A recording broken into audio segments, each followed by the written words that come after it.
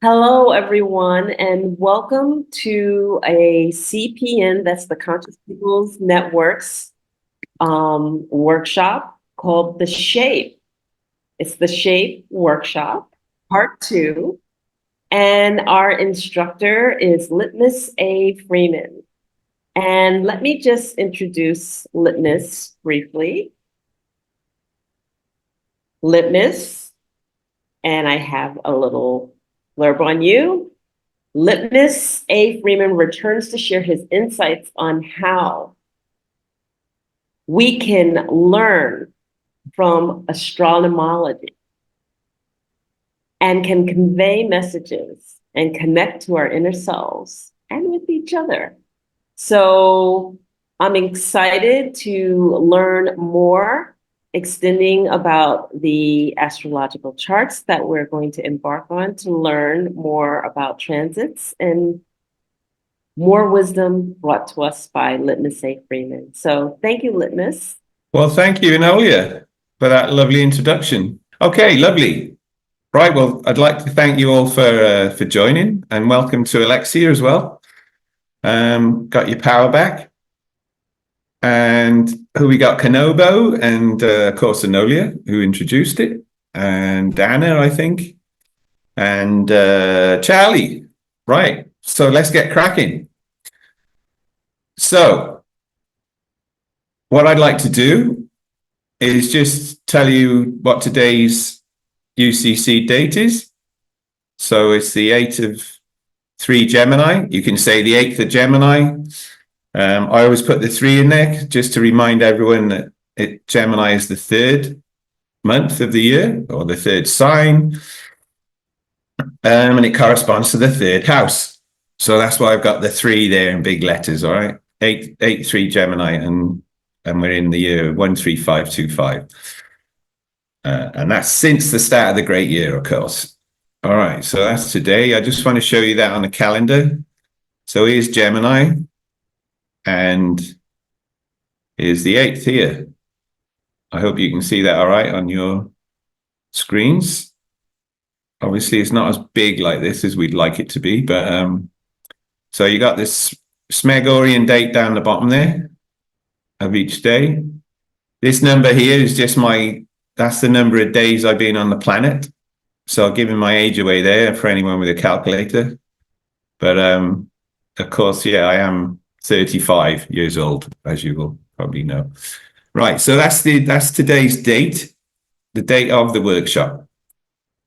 And of course, this is all part of Project Freeman, which kicked off in 2008, Gregorian, which was a project I did to help me stop paying tax for war, most importantly, but also to break free from the matrix as much as possible.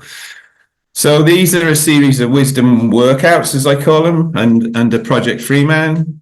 There's quite a lot of them, and I'm planning to do one every UCC triad. So that's roughly once a month, all right? So yeah, with the wisdom workouts, you just got to add experience, yeah? I'm sharing the knowledge, just add experience, and then hopefully you'll have the wisdom.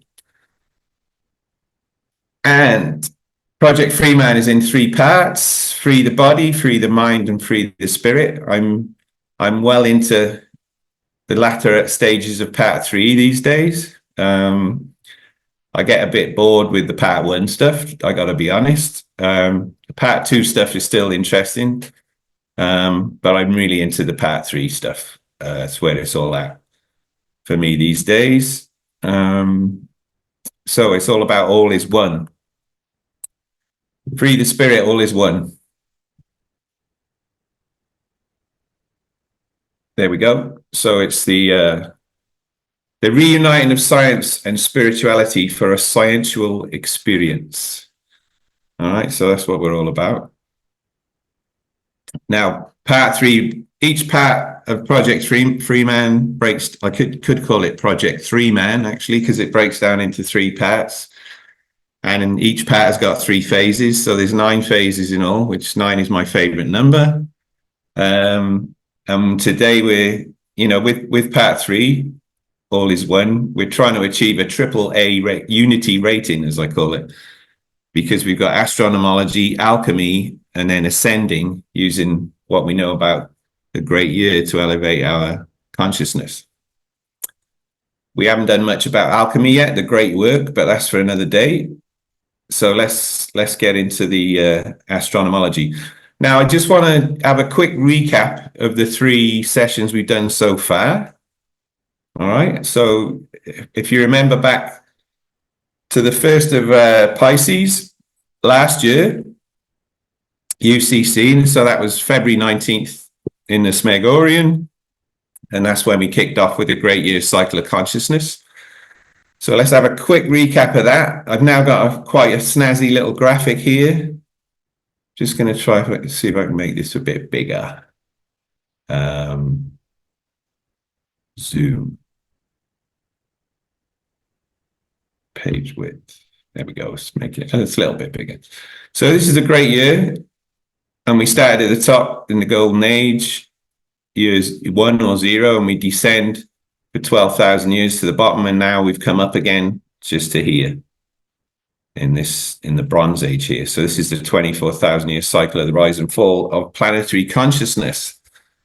Pretty important to know, I think.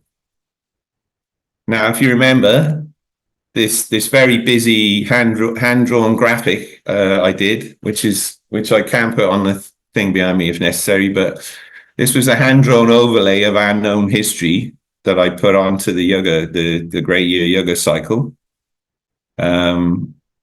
And what we saw from that is that the higher age civilizations, so back up in the golden age and the silver age here, as they were coming down, these are the higher ages of consciousness. And as we come down here, we get lower in consciousness.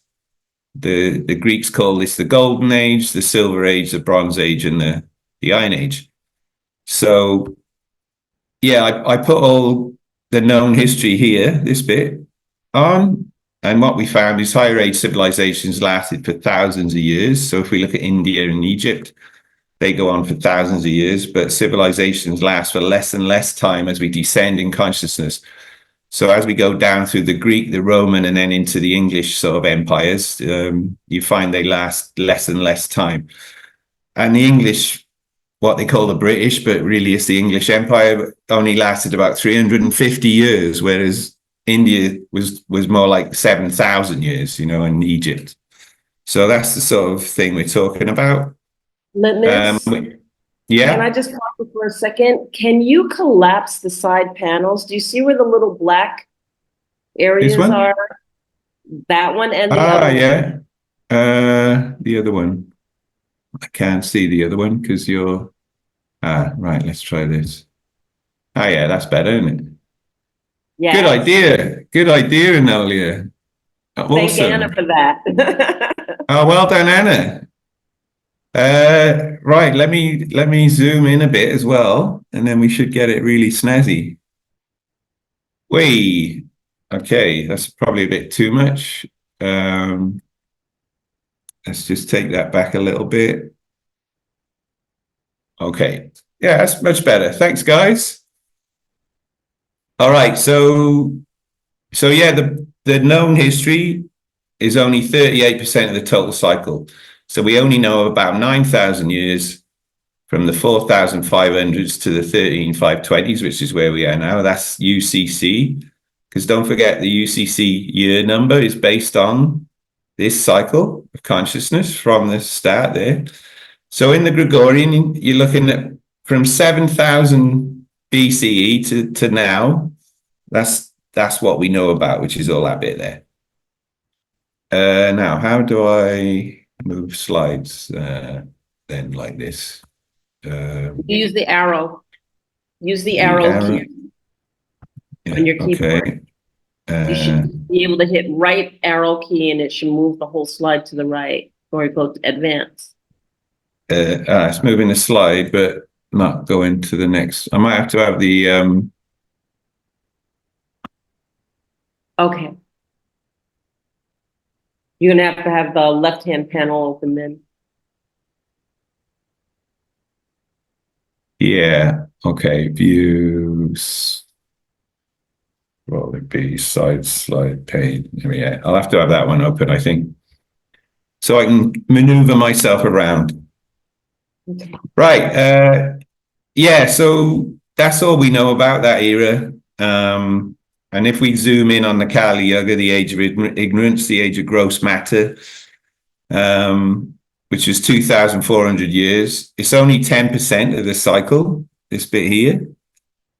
But it's where all the shit happens, if I can't think of a better word, really. And we are now just 125 years from when that ended fully, all right, which was in 13400 UCC, that's 1900. So not very long ago. We're now in the Dwapara Yuga Bronze Age, the age of electricity. All right, so just a little recap there. Now, these are the dates, right? So if you only took one thing from that workshop, it would be, I'm using case for Kali Yuga, but caution, right? Because those sort of 2,400 to 2,800 years, I call them the age of Kali confusion and cock-ups, but they can be corrected. And I'm working on a workshop where we're going to go through those and correct them. And of course, part of what we're doing now with UCC and stuff like that is part of that work.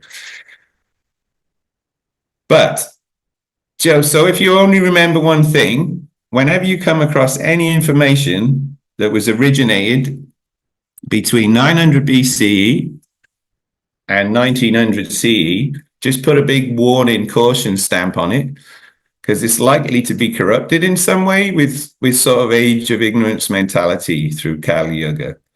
So there will be good stuff in there, but you just need to, caveat that and check it all. And of course, if you think of that period, it includes all the main religions and lots of other things. And the calendar we use now, which is one of the reasons I want to try and get rid of it, the Gregorian one, that is, not the UCC. So that's all I want you to take out of that, is that slide there, really. So just bear those dates in mind. Okay. Now then, we did the zodiacs and the UCC on the 12th of Aries. That was April the 3rd. And all I want to mention about that is that there are three zodiacs: the tropical, the sidereal, and the astronomical, or the constellations. And the offset between the tropical, this is the tropical, and then the sidereal is this one around here, around the outside. That the offset between those defines where we are in the great year. And the current offset is this bit here from there to there. You can see that's about 20 degrees. Now, some people use 24 degrees, like in India, but that depends on the iron amps that they're using. And the iron amps is just the offset between the two zodiacs, because the sidereal zodiac moves around the fixed tropical zodiac. All right, so the zodiacs actually form an ancient global calendar, or a synchronometer, and this is what the UCC is based on. And the UCC uses a 20-degree iron amp, so based on Sri Yukteswar from the Holy Science. All right, and that's today's date. And you got the Yuga cycle around the outside. This is the top now, which was up here on the earlier graphic, but this is the actual orientation to us. And that's all I wanted to remind you of from that workshop. Okay, now, the last workshop we did was where we really, so what we're doing is zooming in. I started off with a great year, like we're looking at a 24,000 year cycle. Then we zoomed into our solar system with the tropical zodiac and the stars just outside our solar system in the sidereal zodiac. And then with the shape of my chart, we zoomed in right into the solar system and our own charts and the Earth and its position in the solar system. All right, we did that on the 10th of Taurus, which was, nice one. Roberto hasn't even put the the Smeg date on here, which is fantastic. So you'll have to look that up yourself. I know when it was, because it was 10th of Taurus, but hopefully you guys are getting into that as well. Right, so in the shape, which was the last session we did, we learned how to read our birth charts, what the main components of a birth chart are, and that's what the shape part is. Now, if anyone's new watching this one and they haven't watched the other ones, if you just want to know what shape is all about, you just need to watch the first 2 hours and 15 minutes of the Shape of My Chart workshop. And all these workshops are on cpn.family. All right. So if you go to cpn.family, you can get them all there. And you can get a drink and go through them all at your leisure. Now, in that workshop for the other hour and a half or so, it was a late one, but a great one as far as I'm concerned. And I think, hopefully, I think a lot of you as well. We also looked at the three most important parts of our chart, the dominant zodiac energy in our charts and our chart rulers. And then right at the end, we got into two useful ways we can use our charts practically to help our lives and relationships. And that was looking at transits and compatibility with partners. All right. So that's where we got to. And what shape is all about is, it's that astropsychology is so we can use our charts to understand ourselves better. And it stands for signs, houses, aspects, and planets, which all have energies. So now today, we're going to get into that a bit more. So just as a reminder, that's the shape, what shape's all about. The planets are the actors in our movie. The signs are how they act in their characters and costumes. The houses are where they act, the areas of our lives they're playing their scenes in, and the aspects are with who else, which other planets are they acting with. And we put all those energies together and it gives us a blueprint, like a celestial blueprint, I think Kath called it the other day, which I like. So that's what shape is all about. So let's get into more astronomology. Now, don't forget astrology. It's one of the Hermetic arts, so it exhibits the Hermetic principles, particularly, and something we're going to really look at today is correspondence, as above, so below.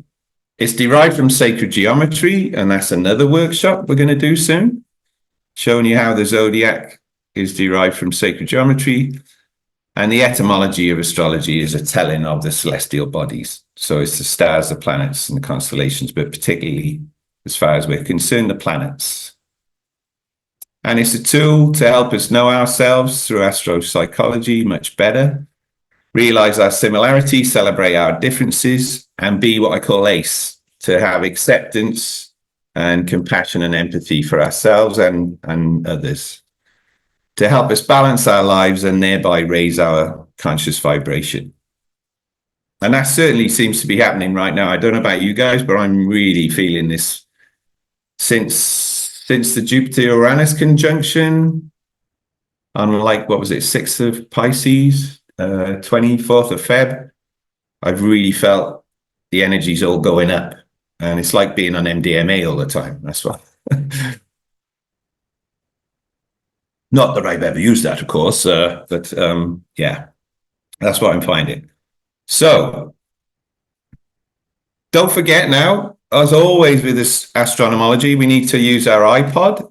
So you need to remember your perspective, your orientation, and your direction when you're looking at charts and things. Where are you looking from, which way are you facing, and which way are things moving? And then you hopefully don't get confused, because otherwise it can be a bit confusing, even when you've been doing it like 12 years now, like I have. Believe me. All right, so the shape of my chart, this was something I came up with a few years back to help us understand how charts work. And this is part 2, and I'm calling this Syncing with the Cycles. So it's a little bit of wordplay there, but it's the 4th of our sessions. And today we're going to learn how to sync and work with the solar cycle throughout the year. We're going to look at new and full moon cycles. So every lunar cycle, or what is called a month, which comes from month.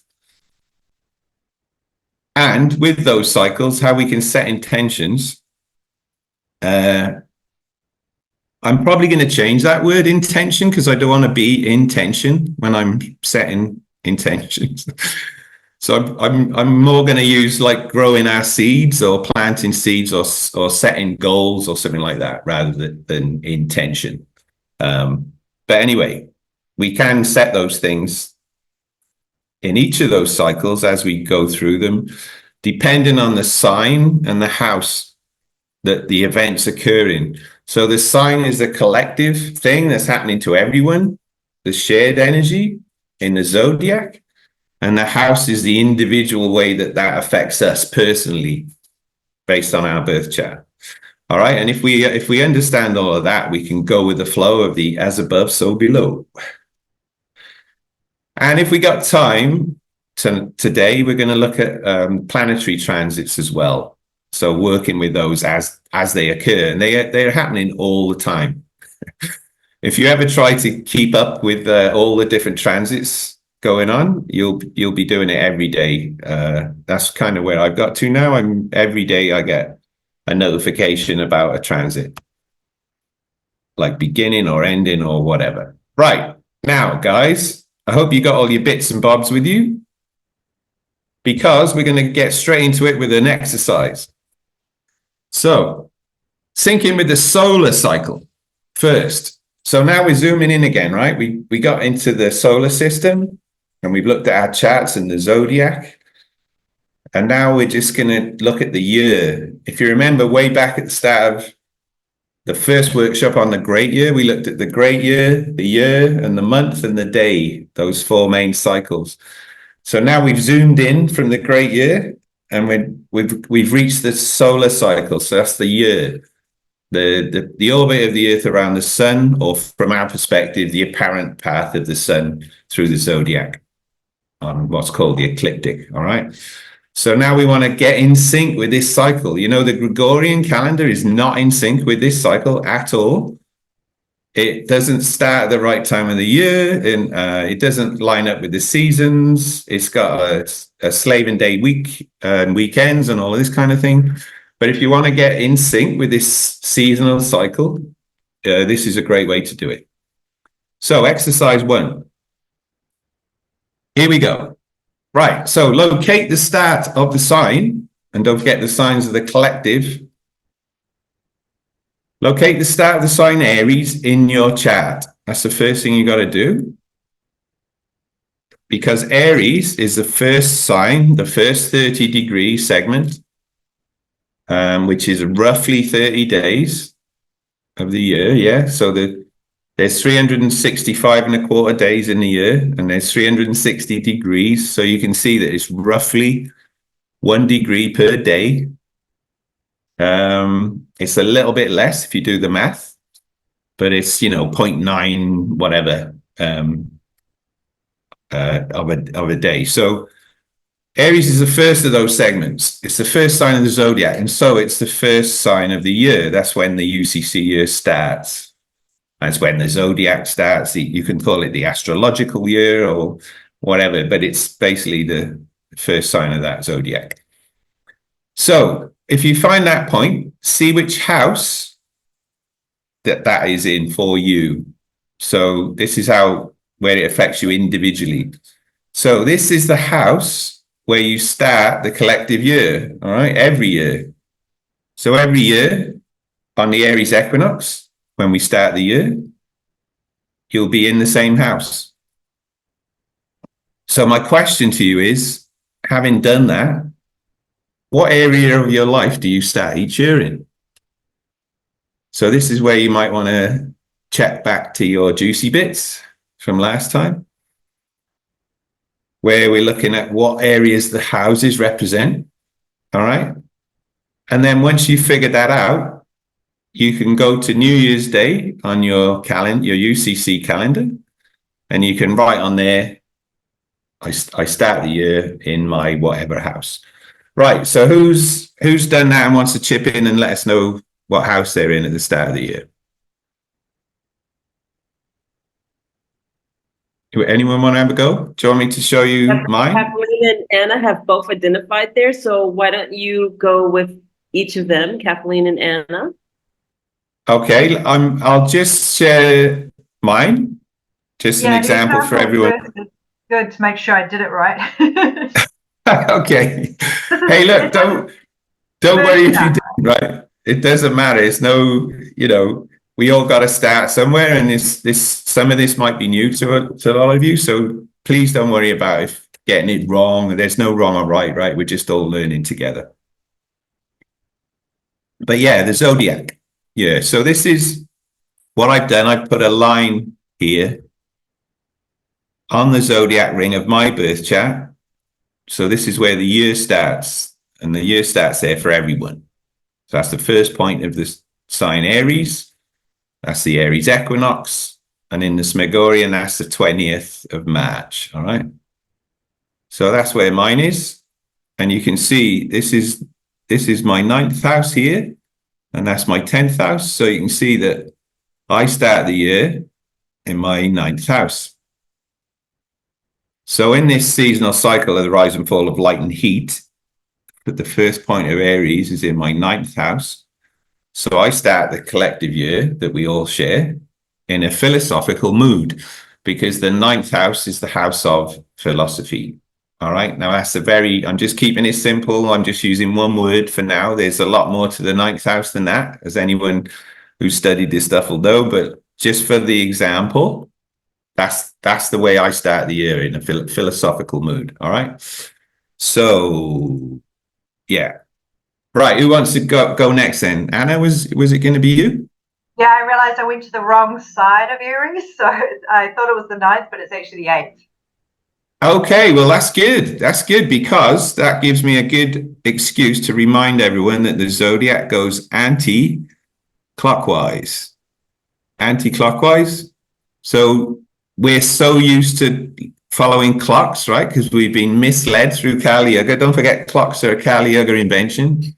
So they all go this way, clockwise, but everything actually goes the other way. One of the things around words that I was taught also, just as a little aside, was instead of saying anti-clockwise, like to be opposite of, like saying counterclockwise, because of the whole little language thing. Can't remember all the details around it, but since you like language things, I thought I'd throw it in there. I do, and thank you, Anna. That's bang on. Yes, counterclockwise is much better than anti. I did have an anti-Mabel and an anti-Una, but I never had an anti-clockwise. So yeah, let's use counterclockwise. Now another word we can use is an old. Let's get rid of this.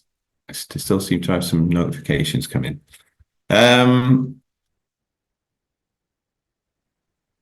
Widdershins. Widdershins is another old-fashioned word from Britain, Briton, Britain. So widdershins means counterclockwise. So we can use either of those. But yeah, look, this is Aries and Taurus is there, and that's Gemini. So we're going this way.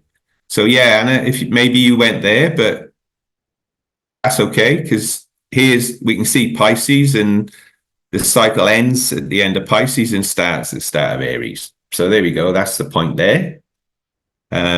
So yeah, so you said it's in your 8th house, did you? Yeah, that's right. Okay, cool. So do you remember what the 8th house is all about, or do you want to have a look at your juicy bits and tell me?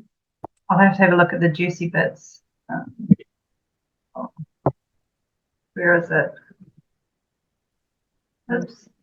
Maybe while you're having a look at that, Kath, did you want to have a go? Yes, I start my new year in 11th house of community and friendships, co-creating. Excellent. Yeah. 11th house. Cool. All right. Yeah, and that's what I call the house of sharing, because it's all about networks and groups and friendship things and societies, associations. And I spell sharing there with an A-I-R, sharing, because the 11th house goes with Aquarius, and Aquarius is an air sign. So that's to remind people it's actually, even though it's called the water sharer, it's called the water bearer. I call it the water sharer, because if you look at Aquarius, he's actually pouring the water out. He's not just keeping it all to himself. So that's quite symbolic. So yeah, the water sharer. It's an air sign, not a water sign. So excellent stuff, Kath. Anna, did you manage to get back to the 8th house and have a look what that was all about? Transformation. Transformation, great. All right. So maybe for you, you start the year in a transformative mood. We could say that in a simplistic fashion. Or some other of the aspects that go with the 8th house, like death and rebirth, the phoenix rising from the flames, you know, the transformation of letting go of one thing that doesn't serve you anymore and starting a new thing. Obviously, it goes with the sign Scorpio, the 8th sign of the year. We can see that here. 1, 2, 3, 4, 5, 6, 7, 8. There's Scorpio. So the Scorpio goes with the 8th house. And one of the things Scorpio is about is secrets. Yeah, so what do you think of being in the 8th house at the start of the year, Anna? I think that sort of rings true sometimes about the mood that I'm in around my birthday. But I also feel like I'm in that phase right now, so it's interesting. Okay. And when's your birthday again? Do you mind sharing that with us? 24th September 1980. I've got my Gregorian, but I mean the other one, but I can't remember it off by heart at the moment. No, that's okay. The 24th of September. Sorry, what? September. Yeah, so you just squeeze into Libra there, don't you? Yeah, it'd be 23rd UTC time. Okay, yeah, but don't forget that's the sign you're born in, yeah, not the house you're in. Yeah. So what we're saying is at the start of the sign of Aries, you're in your 8th house. Yeah. The 8th house goes with Scorpio, but so you may as you get into sync with this cycle, you may find that you naturally do things associated with 8th house energy. Or if you haven't been doing that, you might want to give it a try and see how it works for you. Because in theory, if you sync in with the energies that are there and work in those areas, you should find a lot of success with those areas of your life at that time of the year. Depending what other aspects you got going on at the time as well, of course. Yeah. Yeah. So anyone else want to have a go or got any questions about that? I'm happy to share. Yeah. Okay, Charlie, go for it. 3rd house, communication. 3rd house. Yeah. Okay. So you start the year in your 3rd house. Yeah, communication, Mercury. So that's about intellect and the inquisitive mind and learning and communicating. It's about empathy as well. It goes with Gemini, the sign Gemini. So yeah, how does that feel for you, Charlie? I can I resonate with the communication piece because it's like I suddenly wake up and it's like, oh God, right, let's get everything organized for the next year. Yeah. Cool. So yeah. Excellent. That's good then. All right. Before we move on, guys, yeah? I'm last, and I think I'm in 10th house if I'm reading this right, but I'm not sure if I'm reading it right. I missed that. Sorry, Enolia. Which house? I said I think that I'm in the 10th house, but I'm not sure if I'm reading it correctly, reading the chart correctly. Okay. Well, I can. I mean, I don't know if have you got a paper chart you can hold up to the screen or? No, I don't have a paper one, but I could do a share real quick and just show you really quickly. Yeah, do that then. Okay. There it is, because I'm just not sure. Is this the line that I'm supposed to be reading right here? So there's Aries. It's this line here. there's Pisces, this is Aries, so that's the line there. So that's in your 11th house, yeah? 11th house. This is X1, 11? Yeah. Oh, sorry, you probably can't see my mouse now, can you? I can't see your mouse. That's okay. But X1 Sorry. is 11. That's okay. Yeah, so, but basically top left, you got the Aries symbol, yeah? Can you put your mouse on the Aries symbol for me? Yeah. Right here. And then, yeah, and then to the right, you've got the Pisces symbol. Okay. Yeah, that one. And then the line in between those two. There. That's the cusp, okay? So that's the start of the year, the collective year. That's the 20th of March, first the Aries equinox. Yeah, so you can see then that's in where you got your mouse now, that's in your 11th house, all right? Okay. Thank you. Because we're going anti-clockwise, don't forget, yeah? Okay. So if you just point your mouse to your 11 there, yeah, and you can see that if you just go slightly to the left and line up with that mark between Aries and Pisces, yeah, you can see that that's in your 11th house, okay? Is that clear? Okay, thank you. That's okay. So again, that's the same house as Kath, right? I think. Yeah. Cool. Right. I need to share my screen again. Let's do that. Which one are we on? This one. All right. So everyone good with that one? Should we move on? Good. All right.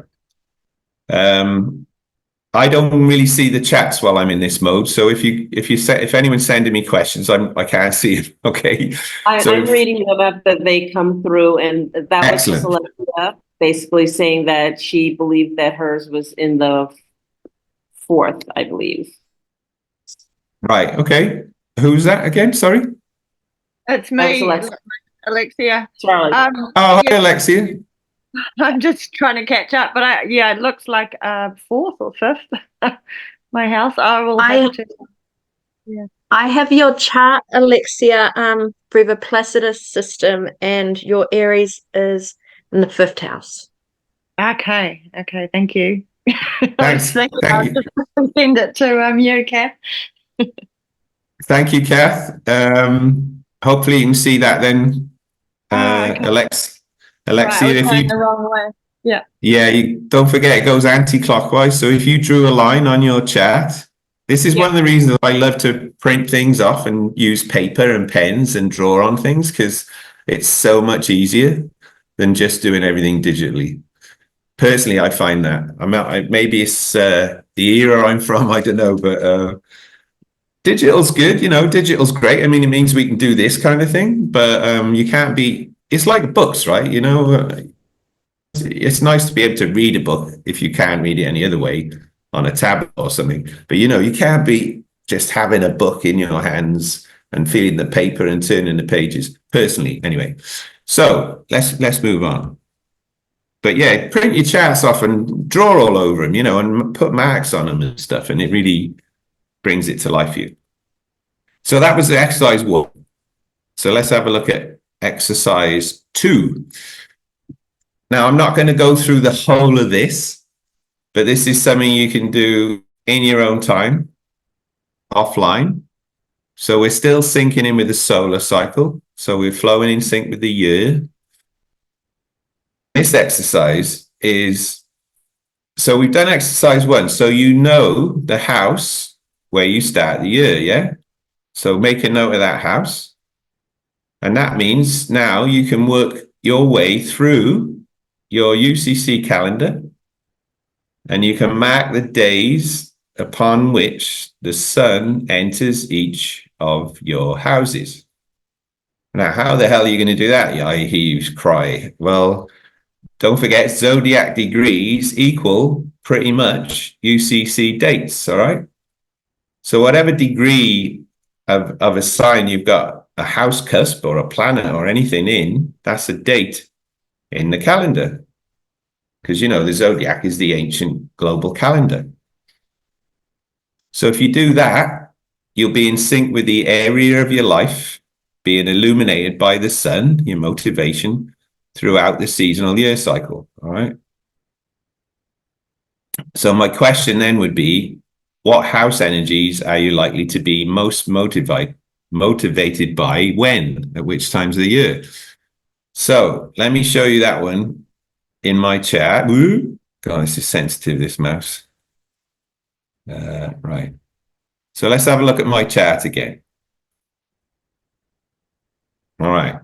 So let me show you this example. All right. So the sun enters my 12th house at 5 degrees Cancer in the zodiac, right? So here we are. Look, here's my 12th house. And you can see there's the start of Cancer there. So we go 5 degrees, each of these little sections here. You know, you got each degree marked, and then you got a little extra mark at every 5 degrees. So you can see that's the 5, 6 degrees there. So that's my 12th house cusp. So when this, this zodiac cycle of the year, when the sun is moving through, when the sun gets to here at 5 degrees Cancer, that's when it enters my 12th house. So my motivation, the sun is your motivation. My motivation at that time of the year is likely to be 12th house related. Now, that's all about the psyche and the depth of the psyche and the imagination and the connection to the highest self, and about spirituality stuff and deep stuff and past life karma and all this kind of stuff. All right. So 5 degrees Cancer in the zodiac corresponds to the UCC date 5 Cancer, or 5/4 Cancer if you want the full date.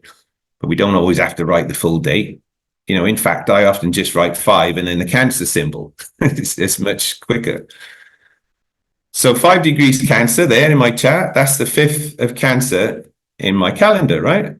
So on that day in my UCC calendar, I can write 12th house or X11 or whatever. But then I know from that date onwards, I'm going to be in my 12th house in the year cycle, all right?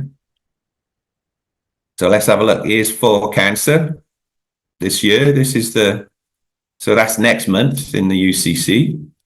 All right. And here we go. Here's 5. Let's have a zoom in a little bit. So here's the 5th of Cancer in the UCC. And you can see there, that's my 12th house cusp. Look, to be precise, it's at 5 degrees Cancer and 40 minutes of arc, all right? So 5:40 Cancer. And I put the time there that occurs using an ephemeris. So I know at 7:30 on that date, the sun's going to go into my 12th house. And then from then on until the next cusp, I'm going to be into 12th house things, all right? So does that make sense to everyone? And please, if it doesn't, please just say and ask me and we'll go through it again. If there's anything you don't understand, because it was quite a while ago now, a month ago or more, that we did the other workshop. And if you haven't had time to watch it back so much, you might, some of this might be new to you. So if it is, just shout up and we'll go through it. No worries. But what you can do... Sounds like everybody's okay. Everyone's okay, cool. Good. So, what you can do, if you look at your chart, you can go through the whole year. So like we figured out, for me, look, I'm in my 9th house at the start of the year. Then on the 5, 10, 15th, on the 15th of Aries, I get to my 10th house. And on the 5, 10, 15, 20, 25th of Taurus, I get to my 11th house. And then the example we just did, on the 5th of Cancer, I get to my 12th house. So on my calendar, I've got all those dates marked like this. I've got an orange thing and I've got 12th house and the X11 And then I know that's when I'm in my 12th house. And I've done that for all the ones throughout the year. So you can do that as well, okay? So all you got to do is look at your charts and just see where all your cusps are. Write down the degrees and the sign that they are. Then find that date in the calendar. Then you can write on there, on that date, whatever house it is. And then when you look through the year, you'll see you moving through your house cycle, which is your personal year cycle, all right? So I am a little confused here. So like, is this, okay. So this is relating to what we just did with like my kid starting with the collective year of transformation, or like, cause so like that's, or like our sun sign when we were born. Right. Well, you were in your 8th house of transformation at the start of Aries, yeah? That's what we were saying. Yeah. Right. But that's for you. And then everyone's in different houses, yeah? But we're all at the start of Aries, but then we're all in different houses depending on the orientation of our chart, yeah? Yeah, because that, like, on the actual, start of Aries, 20th of March, my 8th house will be somewhere different. But when I was born, the start of Aries was on the 8th, I was in the 8th house. Yeah, exactly. Now, this is a good point. Thank you, Anna. So if you remember last time when we were going through the chart, don't forget that in your birth chart, the positions of the houses and the planets and the signs and everything, they're all fixed, yeah? That's a snapshot of the time and place you were born, yeah? Yeah.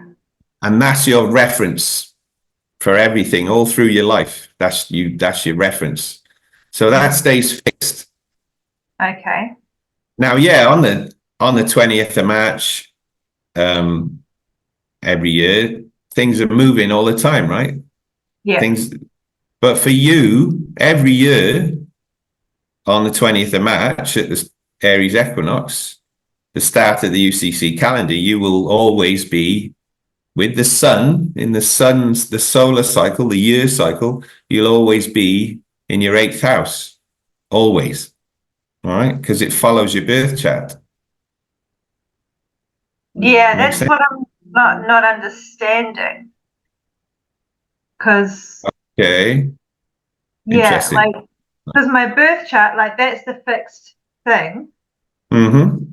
And so on the, like, obviously I wasn't born on the 20th of March.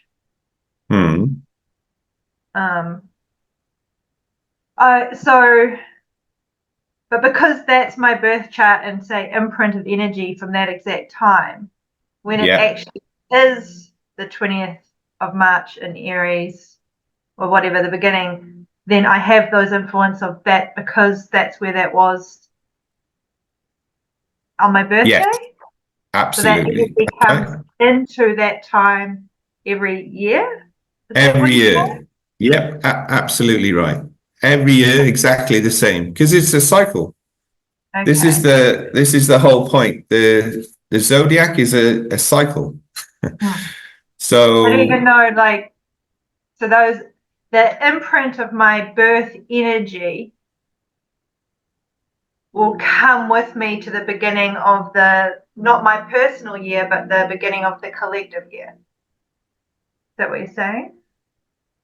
Yeah, I mean, the way to think of it is your birth chart is like your own personal calendar.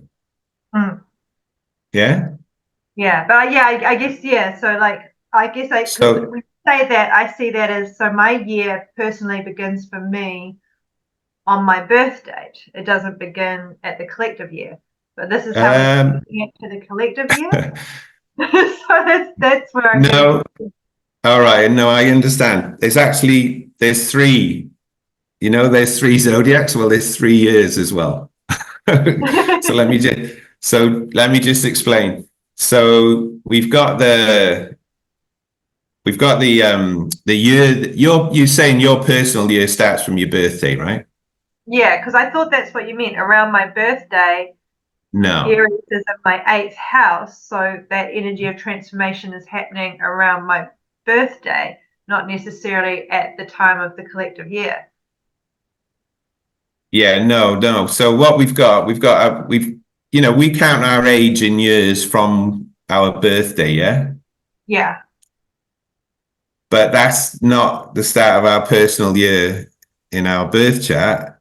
That goes from our ascendant. Now we weren't going to get into that tonight because I didn't want to go too deep into it on the first one. But we move through our houses each year the same way every year. It repeats exactly the same based on our birth chart. So if we go back to this first point of Aries, if you look in your chart, that's when the start of the year that's shared by everybody starts. And then but for you, it will be in one house or other. Yeah. Okay. All right. Now to your personal year, going through your 12 houses, that starts at your ascendant. All right. Okay. So for me, if we can see here, my ascendant is like 7 degrees of Leo, right? So on the 7th of Leo, UCC, and you can convert that back to a Gregorian date, whatever that is. But on the 7th of Leo, I start my personal year. The sun goes into my first house, and it's all about the self. And then on this date, near the 25th of Leo, it goes into my second house. And then that's all about values and love and beauty and all of that stuff, and so on. So my personal year journey through my 12 houses starts from my ascendant. Okay. Yeah. Okay. The age, your age you count in years in the Gregorian calendar starts from the day you were born. Yeah. Well, with the sun. Yes. Like, you can see for me. So for me, look, my sun is here in my 11th house.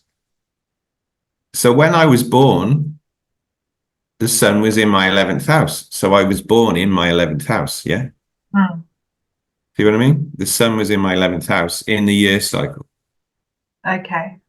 So it's not to get confused. So this birth chart is my personal calendar, right? And it always repeats exactly the same every year. And the way we do horoscopes is we look at where all the planets and the orientation of the signs and everything is now, and we relate it back to this blueprint. Yeah. And then we can see how the energies are affecting us based on this birth energy that we always carry with us. All right. Okay. Okay. All right. So the moment we're looking at the sun. Sorry, what? Oh, the last little thing we were working out was the sun, right? So. Yes, the exercise. Yeah. So we did looking at where we start the year, and then what we're doing here is we're saying that as we go through the collective year, we can mark on our calendar all the points where the sun moves into all our houses. Okay. So for me, I was showing this example of where the sun goes into my 12th house here on the 5th of Cancer. Yeah. Because that's in my birth chart. So that's always going to be the same every year. Yeah. All my life. So on the 5th of Cancer, the sun goes into my 12th house. So on my calendar, I can put on the 5th of Cancer here, 12th house. And I zoomed in there. Yeah. So you can do that. You can do that as well. And that's a good exercise for you to really get to know, to follow the cycle through and to mark all your points. So again, it's really making the point that the zodiac, your birth chart, and they're all synchronometers. They're cyclical. They're calendars. That's what they are. So there's a lot of confusion about this, and it's it's mostly Kali Yuga confusion.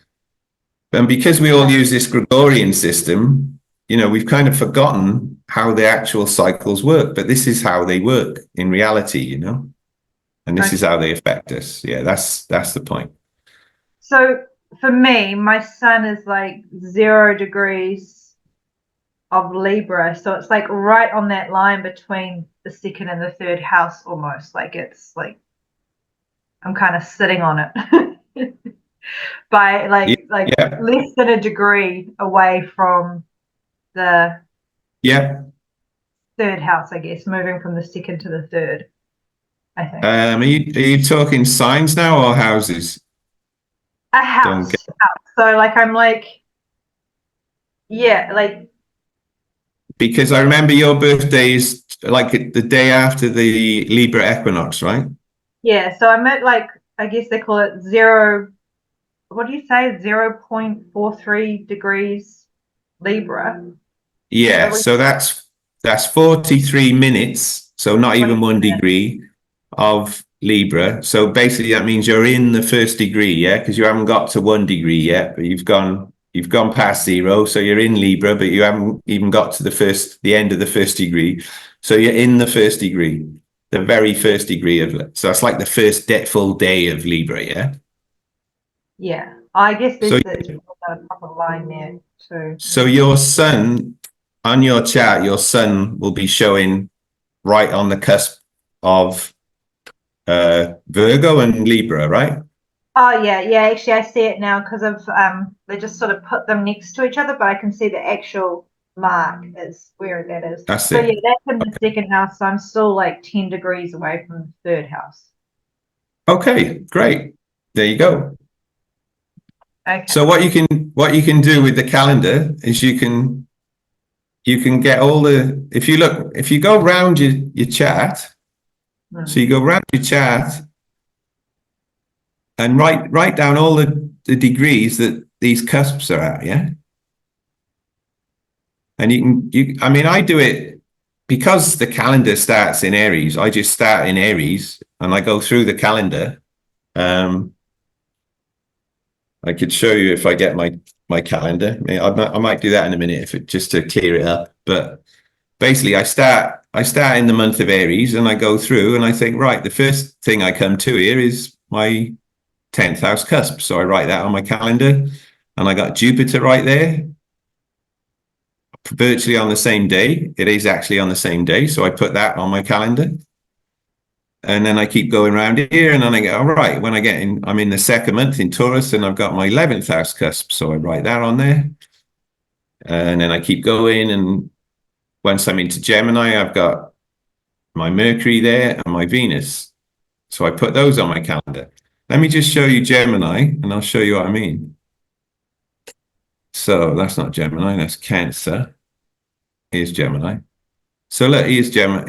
This is Gemini, and here's my Mercury, look, from my birth chart, 7 degrees Gemini, and Venus at 10 degrees Gemini. And here's my chart, look. And there's Mercury. This is 5, 6, 7. 7 Gemini, and this is 10 Gemini, Venus. Okay. All right. Because and there they are on the calendar. Yeah. Sorry, what? I missed that, sorry. No, sorry. It's just taking me a while for this to sink in. Of course. Hey, don't worry, it took me years. I'm trying to introduce this to you because this is how it works, but it took me a long time to figure this out, So for each person, the houses in general in the zodiac, the houses and the zodiac signs, they're not fixed with each other, right? They can move differently, or in your birth chart, you mean? Like in general, like the houses and the zodiac, they're not always in the same place. No, they're the only way they would be aligned with each other. So for me, if I had Aries here where I've got Leo in my first house, yeah, There's You no know, the only way, relationship between the houses and the zodiac in the sense that, you know, they're always in sync or something. there's an absolute correspondence, yeah? So as above, so below. So the signs of the zodiac correspond to the 12 houses. And this is what makes us, this is one of the things that makes us unique. Because if we were born at sunrise on the equator, on the Aries equinox, and this was in the last, maybe on the second workshop. So if you want to check back, go through the second workshop, you'll see I explained how the sine wave goes. We looked at stellarium and we looked at the tropics and everything. Yeah. Yeah, I remember. So yeah. Okay. So if you were born at 6 a.m. on the equator, on the Aries equinox on the 20th of March, you would have a chart. You would have what you might remember I called it the birth, EARTH, the birth chart, because that's the chart of the Earth, the whole Earth. It starts, and then you'd have Aries here, the first point of Aries here, and your first house would be the same size as Aries, 30 degrees, and it would be lined up with Aries. Yeah. Okay, I'm starting to land. I'm getting more clarity. Thank you. That's all right. But because we're all born at, you know, hardly anyone is born at 6 a.m. on the equator on the Aries equinox. we're all born all over the place. So that's why we all have unique orientations to our charts, yeah? So but these 12 houses, they're always in this position, starting from 1 here round to 12, all right? For everyone's first house starts here, and everyone's 12th house ends there at this point, the ascendant.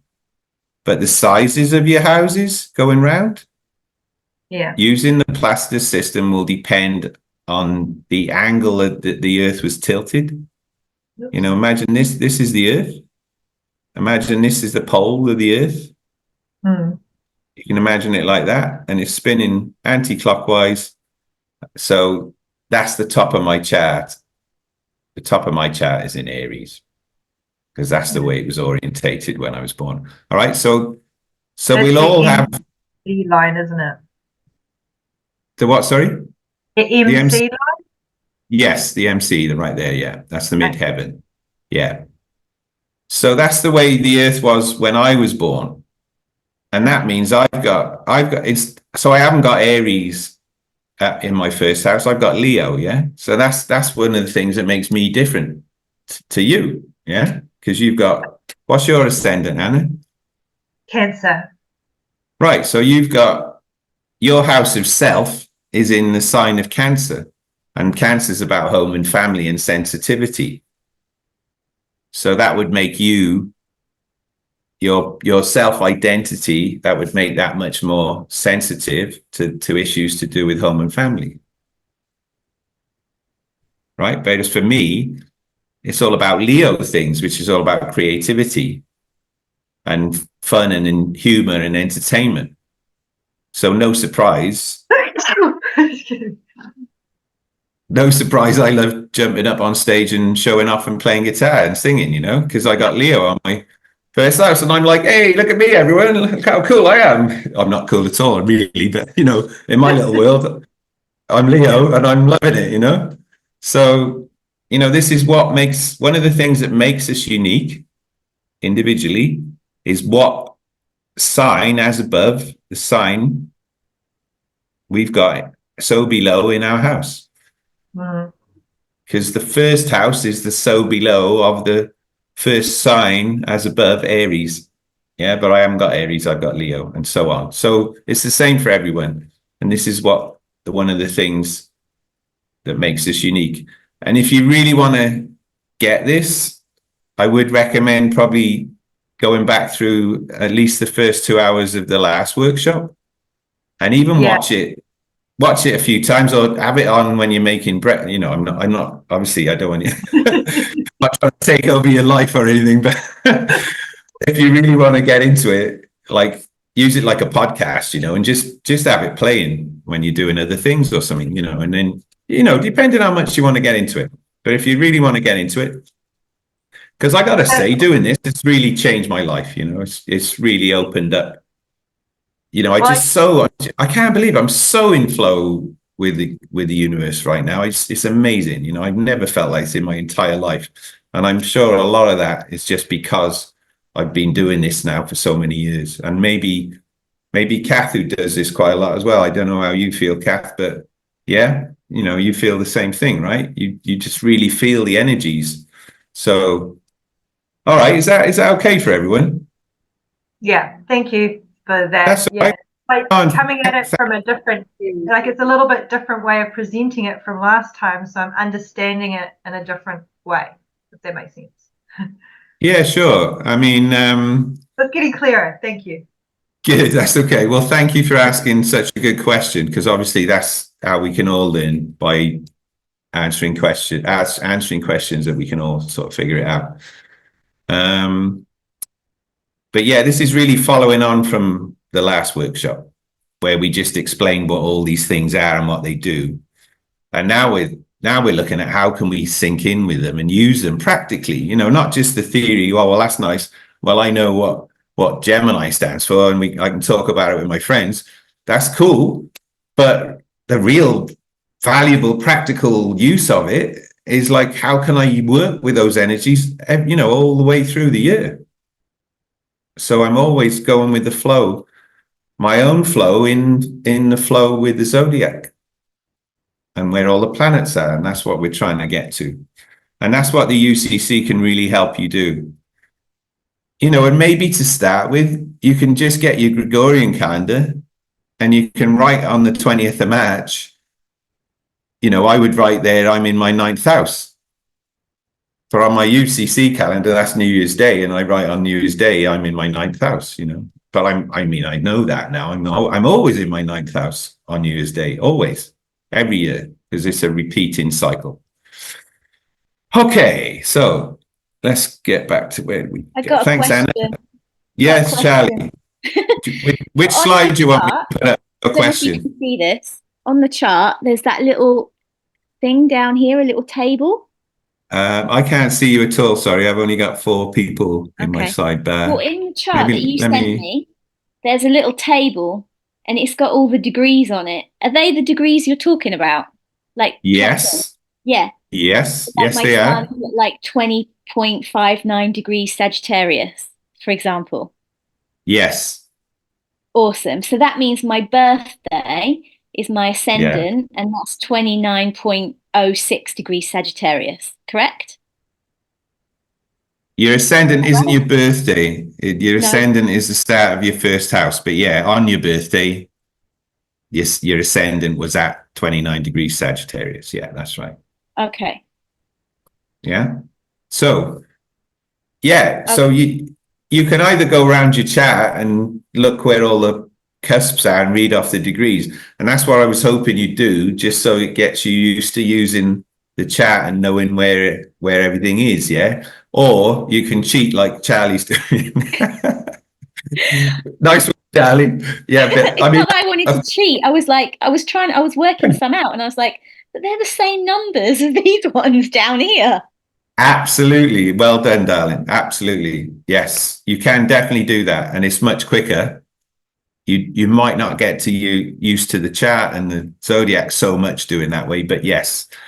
Well, that's just the planets, though, usually in that chart. It doesn't show you the degree in which you move into each house, I don't think. Right.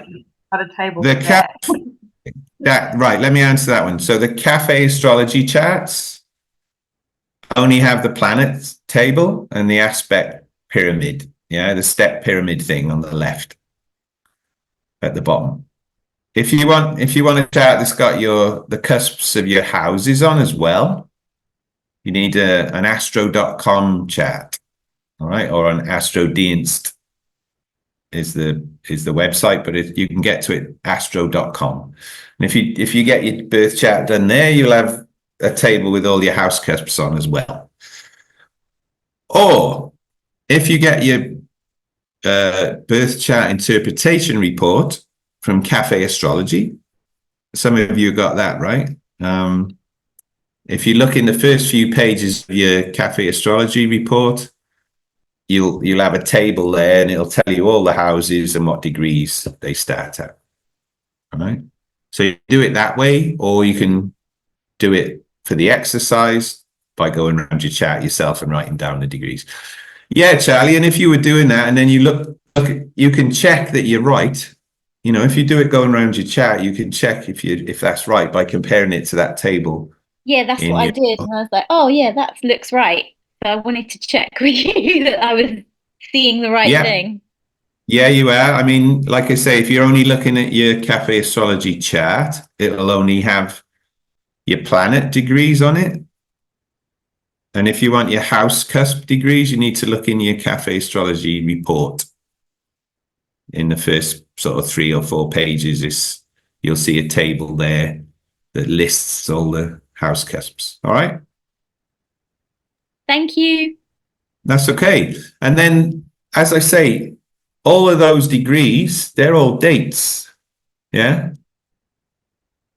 Because we got 360 degrees in the cycle, and we got 365 and a bit days in the year cycle. So we've roughly got 1 degree for each day. So if you've got a house cusp 29 degrees Sagittarius, you can go to 29 Sagittarius in your UCC calendar and write on there ascendant, my ascendant, and that's the start of your personal new year. All right. Cool. So yeah, I wasn't gonna, you know, we won't have time tonight to go through and do all 12 house cusps for everyone, obviously, and put them on the calendar. But if you check this slide, and obviously I will share a Juicy Bits pack again from today with all of these slides with the exercises in, then you can just go through it at your own pace. And when you're doing that, if you've got any questions, just send me a message on Telegram and I'll do my best to answer it. All right. Because I know this stuff can be a bit confusing when you're new to it. All right. So I understand that. But I know you're all really intelligent people, and I know you're going to get it once you do it a few times. All right. So is everyone okay with this exercise? Yeah. About your house cusps, putting your house cusps on your calendar. Yeah. Right.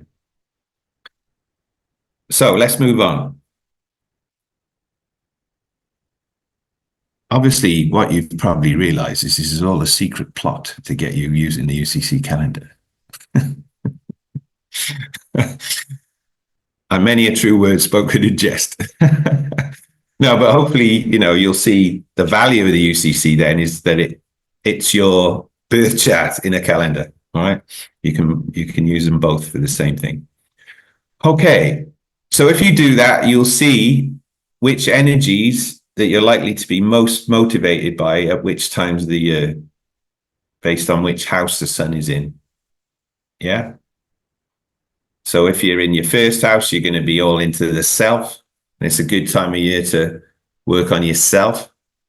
And if you're in your second house, it's a good time to work on your wealth and your values and love aspects, and so on and so on. You can look at all the qualities from the Juicy Bits slides, what each house stands for. And then you'll know at that time of the year in your calendar, that's what the energies you're going to be working with. All right. Okay. So I showed you my 12th house cusp example. I showed you where that is on the calendar.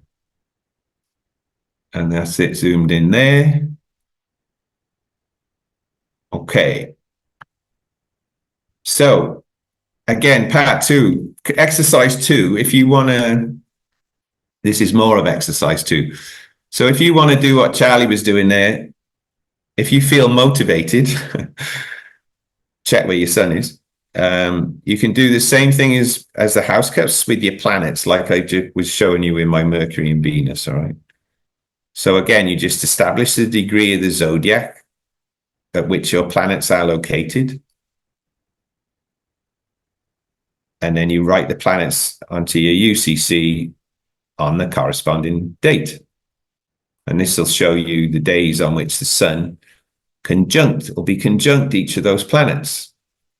And that means it's illuminating that planet's energy and motivate you in that way, in the way of that planet. So again, let's have a look.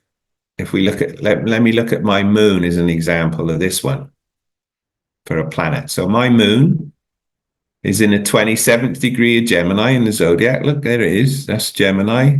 5, 10, 15, 20, 25, 27. That's my moon, 27 Gemini. So that corresponds again to the UCC date, the 27th of Gemini. So on that day in my calendar, I can write moon. And if I want, I can put the precise degree and the time the sun will conjunct it using an ephemeris. An ephemeris is, you can get an app on your phone with an ephemeris on, and it'll tell you exactly where all the planets are at what time and everything. It's incredible what you can do now that people used to have to look up in books, you know, before. So let's look at this moon example. So 27 of Gemini. So here's Gemini, 3 Gemini in the calendar. And if we go down to 27, look, there's my moon. So let's zoom in a bit. So here's my moon, look. So to be precise, is it 26 degrees of Gemini, 39 minutes and 45 seconds to be absolutely precise. So it's in the 27th degree of Gemini, yeah? And there we are, 27th of Gemini. So it's bang on. All right. Now, it won't always be bang on because of the Earth spinning an extra quarter of a turn every year to complete a cycle. It'll move by 6 hours. These events will move by 6 hours each year until there's a leap year, and then it'll go back a day, and then it'll go start again, and it'll keep doing this, you know. It goes back to the day, forward 6 hours and back again. So there's the moon. All right, so you can mark that on you can do that with yours at your leisure in your own time. And again, just ask me any questions you might have. Right, now, just a word about solar returns. So what some people call birthdays. You know, when we have a birthday, we say many happy returns. What we're saying there actually is many happy returns of the sun to the same degree of the zodiac it was when you were born. Okay, that's what returns comes from. So these don't necessarily occur on the same day, all right? So your solar return isn't always on your actual Gregorian birthday, all right? In fact, mine is very rarely on it. So let me just show you that. So my sun is in the 30th degree of Gemini in the zodiac. There we go. Looks right at the end there, the last degree of Gemini before we go into Cancer. So that corresponds to the UCC date 30 Gemini, same. And so on that day, on my calendar, I can write my solar return.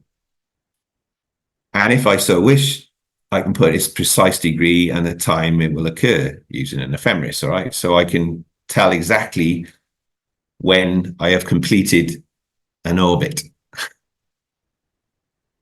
Because, you know, our age in years is really the number of orbits around the sun we've completed, yeah? And some people celebrate their birthday the day before their actual solar return, you know? So it's good to actually know when your solar return is. But yeah, mine's 30 degrees Gemini. That's the 30th of Gemini in the calendar. So here's 30th of Gemini. And you can see there I've got solar return. 29, this is where my sun is, 29 degrees, 12 minutes and 43 seconds.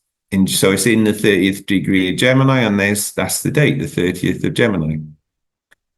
So at 1:20 in the morning, that's when I'm going to be 61. All right. Now my Gregorian birthday, so you can see this is the 20th of June here, look. But my Gregorian birthday is the 21st of June.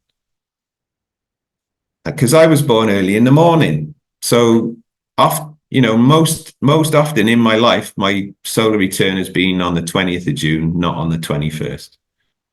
And you can check that for yourself as well. So I just want to mention that so you know when your actual birthday really is. And of course, it'll move by 6 hours each year until a leap year, and then it'll go back again by a day. Right. Everyone okay with the solar return? Yeah. All right. We haven't got much longer now. So let's just talk about moons. So now we're zooming in again. We got to the year cycle. And now we're going to zoom in to the moon cycle. Because of course the moon goes around the zodiac every month. That's where we get the name month from. So therefore it goes around your birth chart every month. Goes through all 12 houses and all 12 signs and crosses all the planets and the cusps of the houses every month. So this is the fastest moving thing in the chart.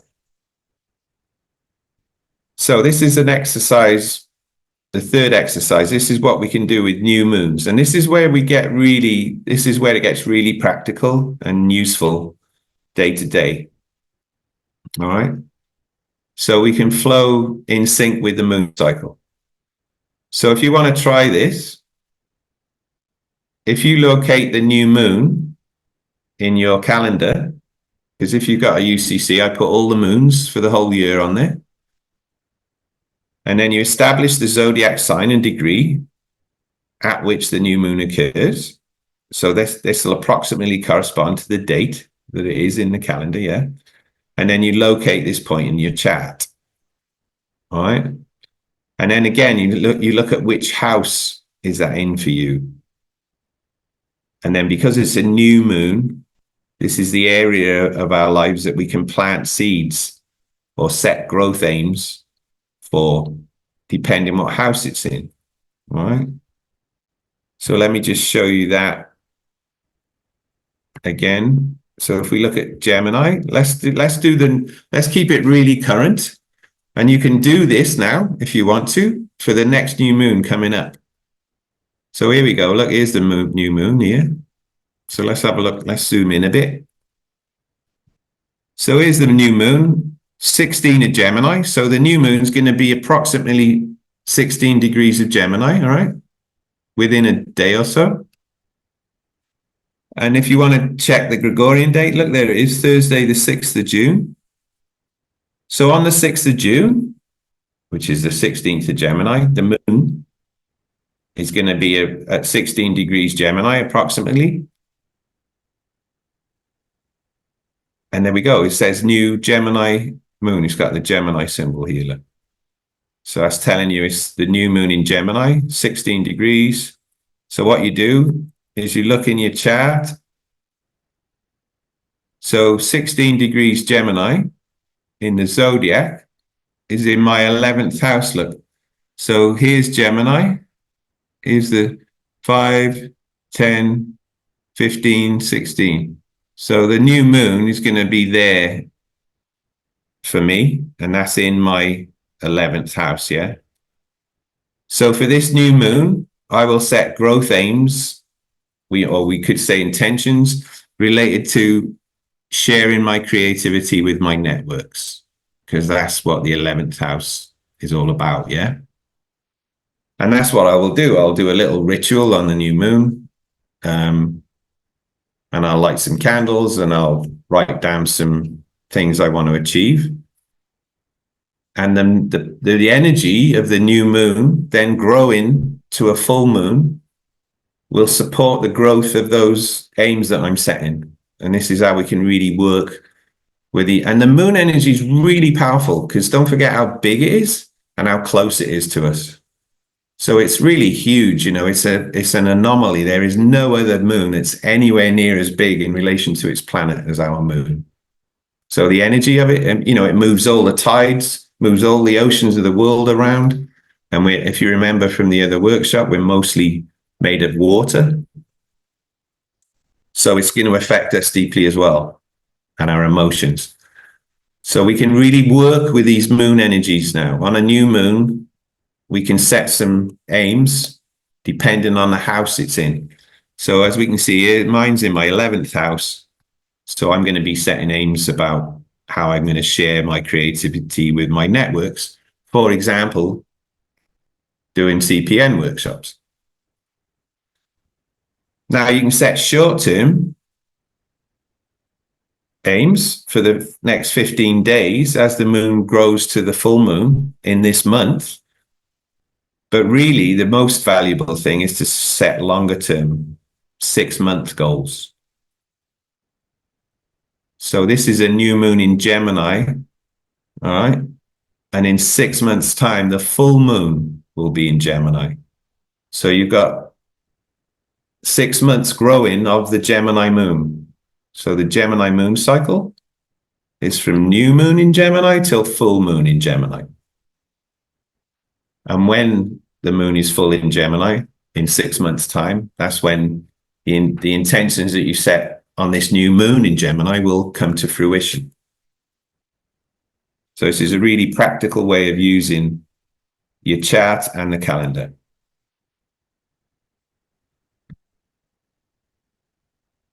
All right, before we go on to the full moon, any questions about the new moon? And this is the next one coming up, so we can really test this out, all right, in real life. That's really cool. Mine's in the 11th house too. I was just noticing something, like looking at the houses. Like I notice the house gaps are not all, like, you know, they're not all equal degrees like the zodiac, right? And then that's right, yeah. The amount of degrees for each house is different for you than it is to me. Like your 11th house is quite big, whereas my 11th house is quite narrow, but then my first house is really big. Yep. So I don't understand why that is. Okay, let me answer that one. Yeah, so that's in the last workshop. Okay, because I can always so if you when you get time, if you have a look back at the last workshop, and I do refer to it on the slides, whether that's in the Juicy Bits pack, I can't remember, I'll have to have a look, but basically the reason the houses are different sizes on these charts is because they're using a house system called Placidus. All right, now you don't have to remember that or worry about where it comes from, but it's just the name of the guy who popularized it. All right, he was a monk. His name was Placidus. So it's actually from a guy called Ptolemy a long time ago, and it's basically a system that's based on time, right? So it's based on the time of various things rising here on the date and time and place you were born, all right? And you can see that at the time I was born, the earth was tilted over like this. So if you can imagine this in 3D with this globe coming out of the page at you, you can see it's all sloped and skewed over. So it's distorted by the globe, right? If you rotate a globe towards you, equal divisions of lines, they're going to, you know, like a fisheye lens, right? It's going to, you know, as it comes towards you, the gaps between the things are going to get bigger. And then as it passes, they're going to get smaller again. And that's why all of these houses are different sizes. All right. Yeah, I remember now, you talking about this now. I remember now. Yeah, okay, cool. Yeah, and it's all in the workshop, so, you know, you can check it back anytime. Now, I know when I was first talking with Kath that she liked the equal house system. And if you want to do an equal house chart, you can do that. And that will give you 12 houses, all of 30 degrees. All right. I'm converted now, though. Yeah, you converted, yeah. Hey, nice one. Yeah. I mean, the equal house system is, okay, so this system we're using, it's called Placidus, but what we can call it is equal time. All right, this is an equal time relative to the time you were born. So the houses are based on equal time at that time, right? The equal house system is equal space. So we got time and space. It's like the quadrivium, all right? So in an equal house system, you're going to have 30-degree divisions of space, equal space, yeah? But on this system, the Placidus system, you're going to have equal divisions of time at the time and place you were born. And that's what gives you different size houses. And again, this is one of the things that makes this unique, is the different sizes of these houses. Because what that means is the areas of our lives that the houses represent are bigger or smaller. And what that means, because it's a calendar, is that we spend more or less days of the year in each house.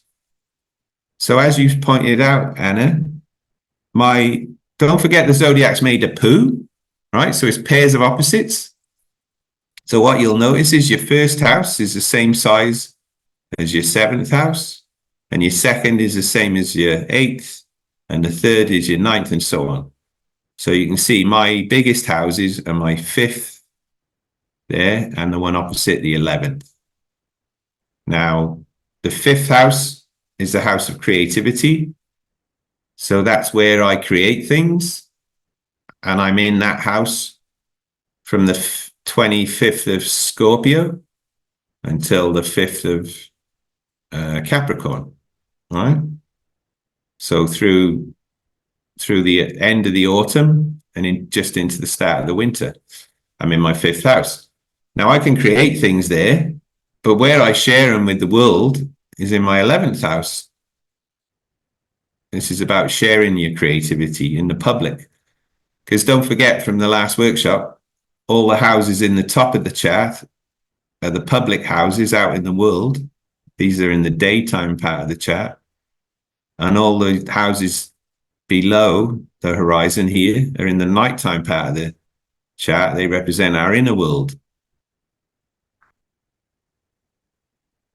So I might create something in my fifth house that I really like. I might never show it to anyone. I might never write it down or publish it or anything. But I would if I was in my 11th house. So see what I'm saying?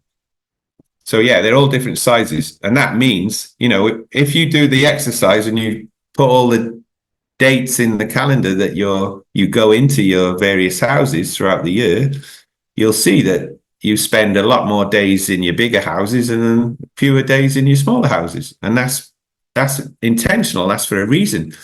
Because what your higher self is saying to you, this is the blueprint I wanted you to have when you incarnated in this lifetime.